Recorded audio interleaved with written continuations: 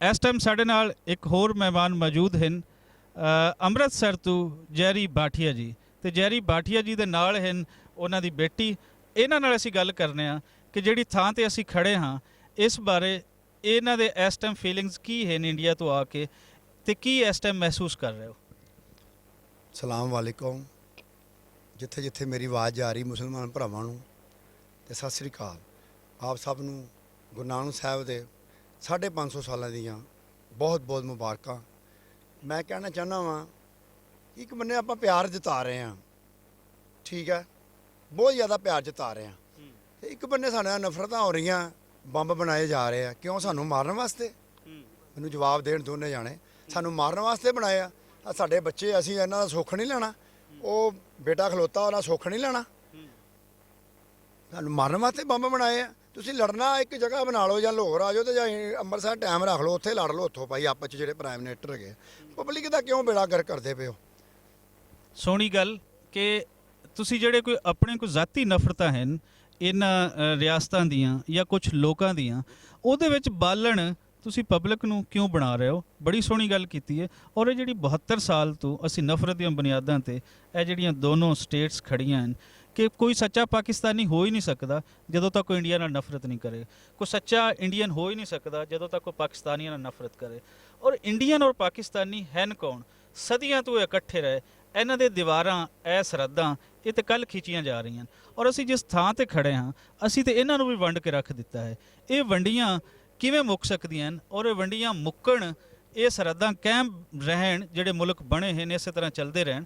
ਲੇਕਿਨ ਉਹਦੇ ਵਿੱਚ ਕੀ ਕਹਿੰਦੇ ਹੋ ਕਿ ਕੀ ਹੋਣਾ ਚਾਹੀਦਾ ਹੈ ਕਿ ਬਾਬਾ ਨਾਨਕ ਦਾ, ਜਿਹੜੀ ਅਸੀਂ ਇੱਥੇ ਖੜ੍ਹੇ ਹਾਂ, ਉਹਨਾਂ ਦਾ ਅਸਲ ਪੈਗਾਮ ਇਸ ਪੂਰੀ ਧਰਤੀ ਦੇ ਲੋਕਾਂ ਤੱਕ ਪਹੁੰਚ ਸਕੇ? ਮੈਂ ਜੀ ਇਮਰਾਨ ਖਾਨ ਸਾਹਿਬ ਨੂੰ ਵਧਾਈ ਦੇਵਾਂਗਾ।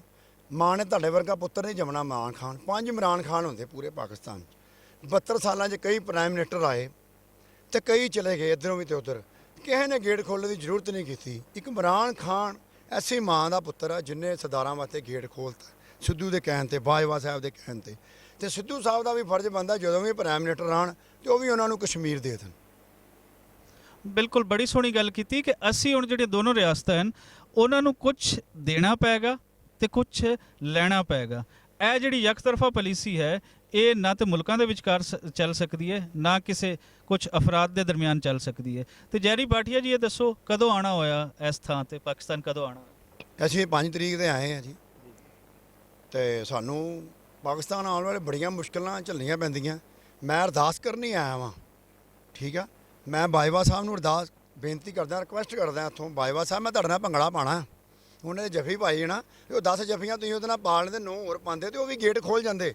ਮੈਂ ਤੁਹਾਡੇ ਨਾਲ ਭੰਗੜਾ ਪਾਉਣਾ, ਮੇਰਾ ਕੀ ਵਿਗਾੜ ਲੈਣਗੇ? ਮੈਨੂੰ ਅੰਦਰ ਦੇ ਦੇਣਗੇ ਨਾ ਇੰਡੀਆ ਵਾਲੇ, ਦੇ ਦੇਣੇ, ਕੋਈ ਗੱਲ ਨਹੀਂ। ਮੈਂ ਸਿਵਲਨ ਆ, ਉਹ ਲੀਡਰ ਆ।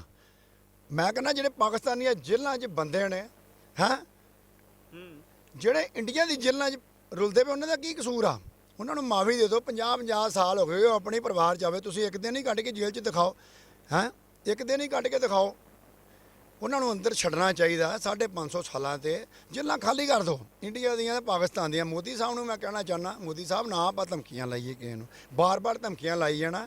ਕੋਈ ਛੋਟਾ ਨਹੀਂ ਹੁੰਦਾ ਬੰਦਾ, ਹੈਂ। ਤੁਸੀਂ ਹਰ ਕੋਈ ਨੂੰ ਨਫ਼ਰਤਾਂ ਪਾਉਂਦੇ ਪਏ ਹੋ, ਪਿਆਰ ਜਤਾਓ। ਤੁਸੀਂ ਨਹੀਂ ਜੇ ਪਿਆਰ ਜਤਾਉਂਦੇ, ਤੁਸੀਂ ਪਿੱਛੇ ਹੋ ਜਾਓ, ਪਿੱਛੇ ਹੋ ਜਾਓ। ਆਪਾਂ ਇਹਨਾਂ ਨਾਲ ਰਲ ਜਾਂਦੇ ਹਾਂ ਫਿਰ ਮੁਸਲਮਾਨਾਂ ਨਾਲ, ਹੋਰ ਕੀ ਆ, ਹੈਂ, ਜਿਹੜੇ ਸਾਨੂੰ ਪਿਆਰ ਜਤਾਉਂਦੇ ਪਏ ਆ। ਤੁਸੀਂ ਨਫ਼ਰਤਾਂ ਪਾਉਂਦੇ ਹੋ, ਸਾਡੀ ਇੰਨੀ ਰਿਸਪੈਕਟ ਕਰਨ ਦੇ ਆ, ਹੈਂ, ਪੂਰੇ ਪਾਕਿਸਤਾਨ ਦੇ ਵਿੱਚ, ਹੈਂ। ਤੇ ਤੁਸੀਂ ਮਤਲਬ ਜੇ ਲੜਨਾ ਆਪ 'ਚ ਲੜੋ। ਬੰਬ ਬਣਾਏ, ਸਾਨੂੰ ਮਾਰਨ ਵਾਸਤੇ ਬਣਾਏ ਹੋ। ਕਿਉਂ ਮੈਨੂੰ ਜਵਾਬ ਦਿਓ। ਕਦੀ ਨਾ ਕਦੀ ਮੈਂ ਹੁਣ ਬੋਲਿਆ ਵਾਂ, ਇਹ ਨਾ ਹੋਵੇ ਕਿ ਪਬਲਿਕ ਦਾ ਦਿਮਾਗ ਖਰਾਬ ਹੋ ਜਾਏ ਉੱਧਰੋਂ ਤੇ ਇੰਡੀਆ 'ਚੋਂ, ਤੇ ਤੁਹਾਨੂੰ ਚੁੱਕ ਕੇ ਲਾ ਜਾਣ। ਨਹੀਂ ਤੇ ਬਾਜ ਆ ਜਾਓ। ਮੈਂ ਸਹੀ ਕਹਿੰਦਾ ਜੇ, ਮੈਂ ਤੁਹਾਨੂੰ ਪਿਆਰ ਨਾਲ ਵੀ ਕਹਿੰਦਾ ਜੇ। ਕਦੀ ਮੈਂ ਬੋਲਿਆ ਨਹੀਂ। ਮੈਂ ਵੀ 30 ਸਾਲਾਂ ਸੋਚ ਰਿਹਾ ਮੈਂ ਕਦੀ ਬੋਲਣਾ ਵਾਂ, ਪਰ ਹੁਣ ਨਹੀਂ ਮੈਂ ਡਰਦਾ।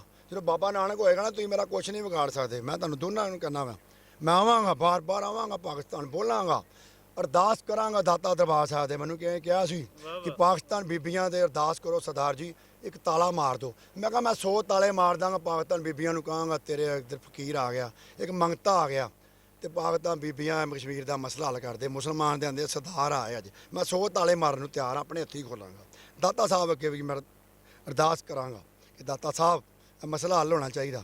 ਤੁਸੀਂ ਕਰਨਾ ਵਾ, ਜਿਸ ਤਰ੍ਹਾਂ ਤੁਸੀਂ ਇਹ ਹੱਲ ਕਰਾਇਆ ਨਾ ਬਾਬੇ ਨਾਨਕ ਨੇ, ਇਸ ਤਰ੍ਹਾਂ ਤੁਸੀਂ ਕਰਾਓ। ਵਾਹ ਵਾਹ, ਮਜ਼ਾ ਆ ਗਿਆ ਗੱਲ ਸੁਣ ਕੇ ਕਿ ਤੁਸੀਂ ਜਿਹੜਾ ਇੱਕ ਪੰਜਾਬੀ ਹੈ ਉਹ ਚਾਹੇ ਉਧਰ ਦਾ ਹੈ ਇੱਧਰ ਦਾ ਹੈ, ਦੁਨੀਆ ਦੇ ਵਿੱਚ ਉਹ ਜਿੱਥੇ ਵੀ ਬੈਠਾ ਹੈ, ਉਹਨੇ ਅਗਰ ਖੁਸ਼ੀ ਦਾ ਇਜ਼ਹਾਰ ਕਰਨਾ ਹੈ ਤੇ ਸਭ ਤੋਂ ਵੱਡੀ ਉਹਦੀ ਖੁਸ਼ੀ ਦਾ ਇਜ਼ਹਾਰ ਹੁੰਦਾ ਹੈ ਭੰਗੜਾ ਪਾ ਕੇ। ਸੋ ਜੈਰੀ ਜੀ, ਕਮਰ ਜਵੇਦ ਬਾਜਵਾ ਸਾਹਿਬ ਜਿਹੜੇ ਸਾਡੇ ਆਰਮੀ ਚੀਫ ਹਨ, ਉਹਨਾਂ ਦੇ ਨਾਲ ਭੰਗੜਾ ਪਾਣਾ ਚਾਹੁੰਦੇ ਹਨ ਔਰ ਇਹ ਮੈਸੇਜ ਅਗਰ ਸਾਡਾ ਉਹਨਾਂ ਤੱਕ ਪਹੁੰਚੇ ਤੇ ਇਹਨਾਂ ਦੀ ਇਹ ਖਾਹਿਸ਼ ਹੈ, ਇਹ ਮੁਹੱਬਤ ਹੈ, ਇਹ ਬਿਲਕੁਲ ਉਹਨਾਂ ਤੱਕ ਆਪਣੀ ਚਾਹੀਦੀ ਹੈ। ਔਰ ਉਸ ਤੋਂ ਅੱਗੇ ਵੱਧ ਕੇ ਜਿਹੜਾ ਉਹਨਾਂ ਨੇ ਕਿਹਾ ਕਿ ਮੋਦੀ ਸਾਹਿਬ ਦੇ ਬਾਰੇ ਇੱਕ ਮੈਸੇਜ ਦਿੱਤਾ, ਬਿਲਕੁਲ ਸਾਨੂੰ ਆਪਣੀਆਂ ਸਫਾਂ ਦੇ ਵਿੱਚ ਵੇਖਣਾ ਪੈਣਾ ਹੈ ਕਿ ਨਫ਼ਰਤ ਕਿੱਥੋਂ ਆ ਰਹੀ ਹੈ, ਨਫ਼ਰਤ ਦੇ ਉਹ ਰਸਤੇ ਕਿਹੜੇ ਹਨ ਜਿੱਥੋਂ ਇਹ ਨਫ਼ਰਤ ਫੁੱਟ ਰਹੀ ਹੈ, ਤੇ ਸਾਨੂੰ ਉਹ ਰਾਹ ਬੰਦ ਕਰਨੇ ਪੈਣੇ ਨੇ। ਇਸ ਤਰ੍ਹਾਂ ਨਹੀਂ ਹੁੰਦਾ ਕਿ ਇੱਕ ਸਾਈਡ ਤੋਂ ਮੁਹੱਬਤ ਹੋਵੇ ਦੂਸਰੀ ਤੋਂ ਨਫ਼ਰਤ ਹੋਵੇ, ਉਹ ਫਿਰ ਕੁਝ ਦੇਰ ਹੀ ਚੱਲ ਪਾਉਂਦੀ ਹੈ। ਸੋ ਪਾਕਿਸਤਾਨ ਨੇ ਜੋ ਇਹ ਵੱਡਾ ਕੰਮ ਕੀਤਾ, ਅਸੀਂ ਇਹ ਚਾਹਾਂਗੇ ਉਹ ਸਰਕਾਰ ਤੋਂ ਵੀ ਕਿ ਉਹ ਵੀ ਕੋਈ ਇਸ ਤਰ੍ਹਾਂ ਦਾ ਪੋਜ਼ਿਟਿਵ ਜੈਸਚਰ ਦੇਵੇ। ਔਰ ਉਹ ਪੋਜ਼ਿਟਿਵ ਜੈਸਚਰ ਕੀ ਹੋ ਸਕਦਾ ਹੈ, ਇਹ ਅਸੀਂ ਜੈਰੀ ਹੋਰਾਂ ਤੋਂ ਪੁੱਛਦੇ ਹਾਂ ਕਿ ਇਹ ਦੋਨੋਂ ਮੁਲਕਾਂ ਦੇ ਵਿੱਚ ਜਿਸ ਤਰ੍ਹਾਂ ਇਹ ਗੱਲ ਕਰ ਰਹੇ ਨੇ, ਇਹਨਾਂ ਮੁਲਕਾਂ ਨੂੰ ਜ਼ਮੀਨੀ ਹਕਾਇਕ ਨੂੰ ਬਹੁਤ ਅੱਛੀ ਤਰ੍ਹਾਂ ਸਮਝਦੇ ਨੇ। ਐਸਾ ਕੀ ਹੋਣਾ ਚਾਹੀਦਾ ਹੈ ਕਿ ਇਹ ਦੋਨੋਂ ਮੁਲਕ ਨਫ਼ਰਤਾਂ ਛੱਡ ਕੇ ਤੇ ਹੋਰ ਨੇੜੇ ਆ ਸਕਣ?